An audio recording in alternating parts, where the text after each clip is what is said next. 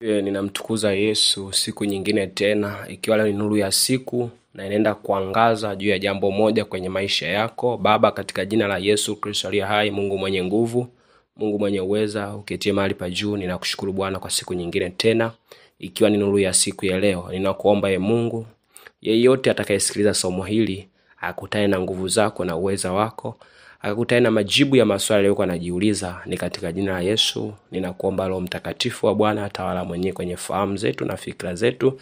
Tawala ndani ya kinywa changu, nitakayanena nisinene mimi, bali Roho wako aliye ndani yangu lianene. Ni katika jina la Yesu nikaomba kushukuru. Amen. Bwana Yesu asifiwe. Haleluya. Mtu wa Mungu uliyebarikiwa sana Bwana, leo ninakuja tena kwako nikisema nawe juu ya somo hili kwa ufupi, lakini nitakupa prayer point za namna ya kuomba ili uweze kutoka katika hicho kifungo. Na haya ni maombi maalumu ambao utaenda kuomba mahali uliposaulika. Wako watu wamesaulika mahali, wako watu wameshikiliwa mahali, wako watu kuna roho zimewashikilia na mwisho wa siku wameshindwa kukumbukwa. Kwa hiyo ni maombi maalumu ya kukumbukwa. Maombi maalumu ya kukumbukwa. Ninataka nikwambie kwamba kuna uwezekano mkubwa, kuna baadhi ya vitu unaona kabisa havijatokea, ni kwa sababu umesaulika. Unahitaji sauti ya Roho Mtakatifu, unahitaji sauti ya Mungu, na unahitaji Roho wa Mungu akasimame ili aweze kuachilia neema fulani kwenye hayo mambo ambayo yameganda kwa muda mrefu. Umepeleka CV maofisini, kwenye makampuni, lakini hujawahi kuitwa kwenye interview, hujawahi kufanya jambo lolote, lakini walio nyuma yako wanafika na wanapewa kazi na wanaendelea na maisha mengine. Lakini wewe hujawahi kuitwa wala hujawahi kupigiwa simu. Nataka nikwambie jambo moja, ulimwengu wa roho uko very sensitive. Kuna watu wamebeba hatima kubwa za familia za ukoo. Kwa mwisho wa siku unakuwa na vita ambazo zinakuwa zimeandaliwa kwenye ulimwengu wa roho. Hivyo unapambana na roho zingine ambazo zinazuia, kwa sababu zinajua kesho yako ni kesho ya ushindi. Kwa angalia sana kwamba vita yako ikoje, maana yake katika hali sio kwa ya kawaida imetokea na mambo yanazidi kuharibika, na unajiona kabisa ni mtu ambaye ulikuwa umetangaziwa promotion lakini promotion imeganda. Ulikuwa umetangaziwa neema ya kupandishwa daraja kazini lakini yote yameshindikana. Nataka nikwambie jambo moja kwenye ulimwengu wa roho ambalo linatenda kazi, ni kuachia roho ya kusaulika au ni kuachia roho ya kukumbukwa. Na hapa ndipo wengi ambapo wanapitia hii hali, na mwisho wa siku wanajikuta kila wakati wanakuwa wanaingia kwenye maombi pasipo kujua kwamba kuna roho fulani inaweza ikaachiliwa, au kuna wakuu wa anga ambao wanaweza wakainuka na kuzuia majibu ya maswali yako, au kuzuia yale maombi yako, au kuachia roho ya usaulifu kwenye madhabahu husika, au kuachia roho ya usaulifu kwenye ofisi, kwenye kampuni na mahali popote ambapo unahisi ya kwamba wewe ulikuwa umeshateleka jambo lako na zile ndoto zako zikazimishwa kabisa. Ni nini kinachofanyika? Jambo moja ambalo linafanyika na wakuu wa anga, huwa siku zote wanamtazama mtu na kuona kitu alichokibeba. Kwa wakuu wa anga wanaona kabisa, na ndio maana waga wanapambana na nyota za watu na kuona kwamba nyota ya fulani iko hivi na hivi, nyota ya fulani iko hivi na hivi, na kwa mwisho wa siku wanaiona kesho yako. Wale waga wanatangulia kuona kesho za watu, hivyo wanapambana na kuzuia kesho yako. Nini unatakiwa ufanye? Jambo moja la msingi ni ile inatakiwa. Jambo la kwanza natakiwa ulifahamu ya kwamba maisha yetu ya rohoni yanapigana rohoni. Yaani vita ya roho inapigana kwa roho. Kwa watu wengi badala yake ya kuingia rohoni, wamejikuta wanatumia nguvu zingine za ziada. Kila siku na update CV. Mara uandike CV aina hii, mara hii CV yako ni nzuri lakini haina majibu ya maswali, haina majibu ya lile jambo ambalo unalitaka uweze kufanikiwa. Nataka nikwambie jambo moja, katika ulimwengu wa roho mambo yote tunapambana katika roho. Nataka nikukumbushe kisa kimoja, na wakati nasoma hii kitabu nilikuwa nasoma na tafakari mambo mengi sana. Ni habari za Danieli na yule mfalme Belishaza ambaye alikuja baada ya Nebukadreza. Sasa naanza kujiuliza swali moja, kwamba huyu Belishaza alipokuwa anaingia kwenye ufalme hakujua historia ya watu waliopita nyuma kwenye ufalme wa baba yake, yani kwenye ufalme wa Nebukadreza. Swali nikana kuja swali moja nikana linanijia ndani yangu, au ufunuo ambao kana kuja ndani yangu, ni kwamba kuna kitu kinaitwa kilitokea kwenye ufalme au kwenye roho ya Belishaza ya kuwasahau watu ambao walifanya kazi na baba yake, ambao walikuwa ni watu wa muhimu sana kwenye ufalme wa Nebukadreza. Ni nini ambacho nataka nikiongee? Angalia, Danieli anaonekana ni mtu asiyekuwa na maana kwenye ufalme wa Belishaza, na Belishaza anainua watu wengine. Tunaona pale kuna wachawi, waganga, sio nini, ndio watu ambao wanaweza kumsaidia baadhi ya mambo yake pale anapopitia changamoto yoyote. Lakini kumbe kuna mtu alikuwa anaitwa Danieli ambaye alikuwa ni suluhisho la ufalme wa baba yake ambaye ni Nebukadreza, na akafanya yaliyo mazuri. Kwa sababu huwezi kuniambia kwamba katika kukua kwake huyu Belishaza hajawahi kusikia habari za Danieli. Ni kitu ambacho hakiwezekani. Lakini Danieli alisalika kwenye ufalme wa Belishaza. Kumbe maana yake kuna roho ambayo inaweza ikaingia kati. Kuna roho nyuma yake Belishaza ambayo ilikuwa imeingia na ikamsaulisha kabisa kwamba there is somebody called Daniel. A powerful man. Mtu ambaye alikuwa amepakwa mafuta na Bwana, mtu aliyekuwa na maarifa ya kimungu, mtu ambaye aliheshimika kwenye ufalme, lakini akawa amesaulika kipindi cha Belishaza. Baadaye anakuja kuonekana baada ya Belishaza kuota ile ndoto, kuona yale maono. Mene, Tekeli na Peresi aliposhindwa kuelewa yale maono, aliita wachawi, waganga, waajimu, Wakaldayo, lakini walishindwa. Ndipo Malkia anamkumbusha Belishaza ya kwamba kuna mtu katika ufalme enza baba yako alikuwa ni mtu ambaye roho wa miungu mitakatifu alikuwa anaishi ndani yake, na mtu huyu ndiye aliyemsaidia baba yako hata katika mambo fulani. Akaana anajaribu kuyaeleza. Ukisoma ile Danieli 5 vizuri zaidi utaielewa na utaona namna ambavyo alikuwa anaeleza huyu Malkia. Nini kinatokea? Ndipo anapoitwa Danieli anafika na kuanza kuambiwa yale. Lakini kabla ya yote Danieli anamkumbusha wajibu ambao atakiwa ufanye. Kumbe kuna watu wamesaulika kwa sababu ya roho fulani ambazo zimekuwa zimeingia. Ya roho fulani za kusaulisha. Ndipo nikanapata ufunuo mmoja kwamba kama Danieli aliwekwa kuwa mkuu wa wote wachawi, waganga kwenye mfalme wa Nebukadreza, kipindi cha Nebukadreza, waganga, Wakaldayo, wanaajimu. Maana yake ni kwamba inawezekana wanajimu pia na wenyewe walikaa. Haya ni mafunuo ambayo nilikuwa nayapata wakati nasoma hii sura, kwamba inawezekana wenyewe pia waliachilia roho ya kumsaulisha mfalme Belishaza asimkumbuke Danieli. Haleluya. Kwa sababu kama yeye aliweka kuwa wakuu wa waganga, wa wachawi, wanajimu pamoja na Wakaldayo, ninaamini ndani ya wale Wakaldayo na wanajimu na wachawi walioingia kwenye ufalme wa Belishaza, yawezekana pia kuna baadhi walikuwepo kwenye ufalme wa Nebukadreza, au kuna wengine pia walikuwepo au vizazi vyao viliendelea kuwepo.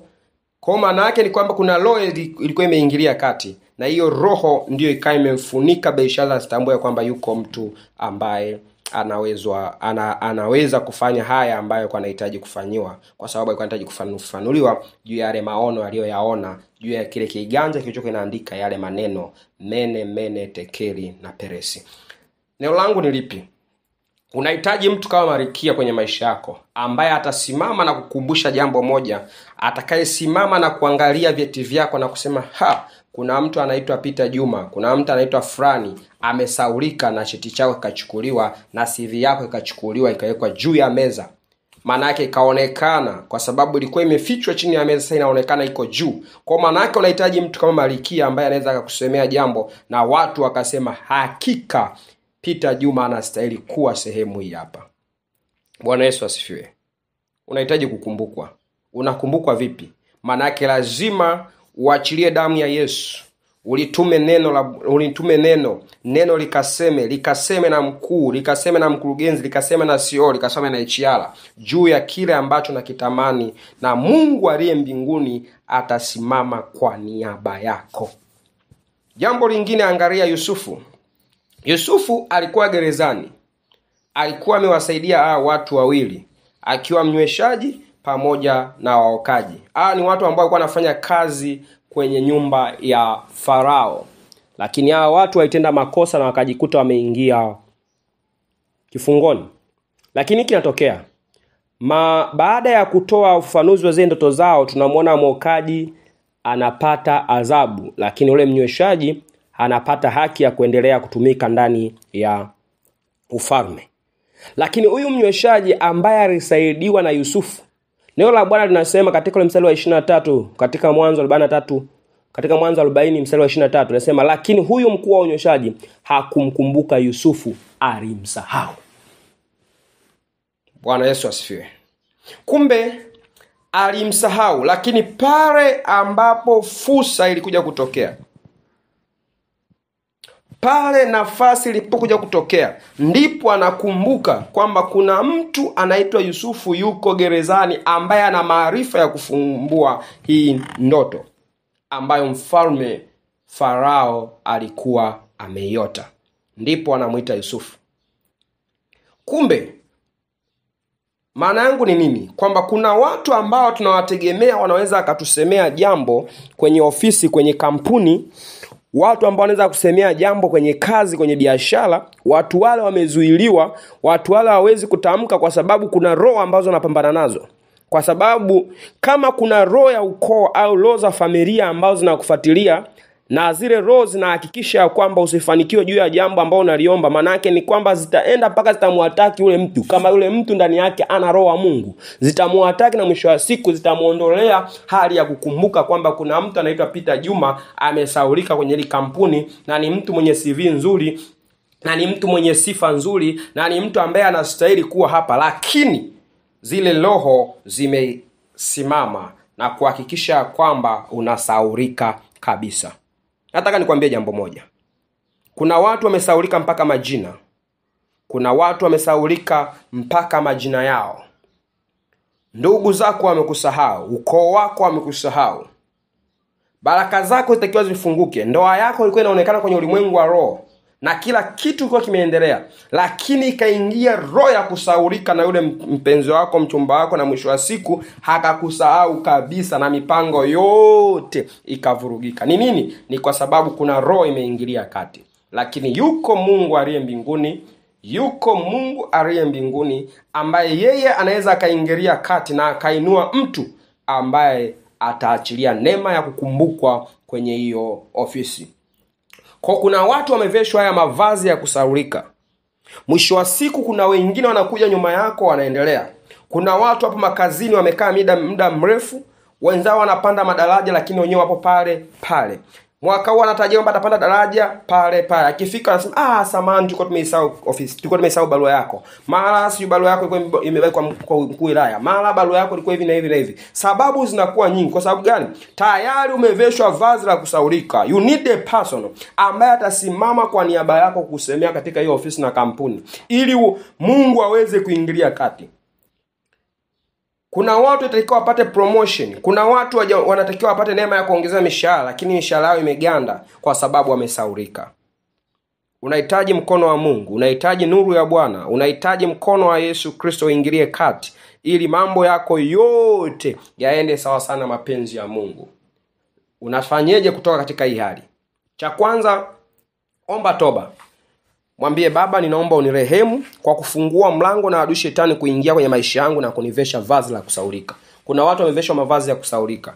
Kwa mwambie Baba, ninakuja mbele zako. Ninaomba rehema kwa kufungua mlango adui shetani na kuingia kwenye maisha yangu na kunivesha vazi la kusaulika. Kusaulika kazini, kusaulika kwenye ofisi, kusaulika kwenye biashara. Wateja wameondoka, wameshakusahau kwamba walishakuwa wananunua bidhaa kwako. Kuna watu paka wateja wamewakimbia, wanahisi ya kwamba ulishaanza hiyo kazi, wamesahau. Badala kumbe bado unaendelea na hiyo biashara. Ni kwa sababu gani? Tayari umeshaveshwa vazi la kusaulika.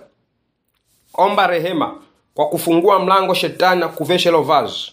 Na baada ya hapo ingia kwenye maombi ya kutangaza neema ya vazi jipya kwenye maisha yako. Sema, natangaza vazi jipya kwenye maisha yangu. Vazi jipya kwenye kazi, vazi jipya kwenye biashara, vazi jipya kwenye huduma. Kila vazi tangaza ambalo wewe unakusudia kulivaa kwa wakati kama huu hapo. Huku ukiachilia damu ya Yesu kwa wingi. Huku ukisema, naachilia damu ya Yesu Kristo aliye hai initakase kuanzia sasa. Ninapovaa vazi jipya, kila mmoja akanione. Promotion, kupanda daraja. Tangaza vazi la kupanda daraja. Tangaza vazi la promotion. Tangaza vazi la ndoa. Tangaza vazi la kupendwa na ndugu zako. Tangaza kwa mamlaka jina la Yesu Kristo aliye hai. Ndipo utakapoona mabadiliko.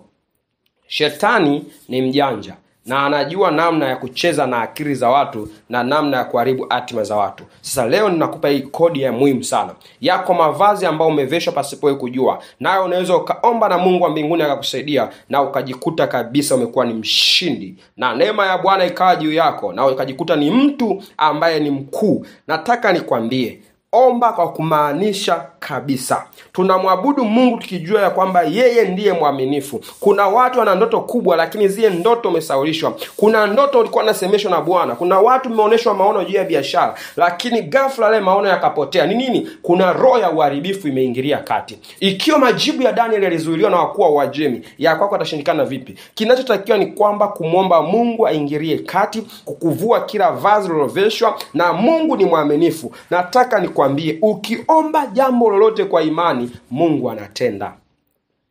Mungu anatenda. Bayashe baya kori ya Masaya. Mungu anatenda kwa sababu yeye ni mwaminifu.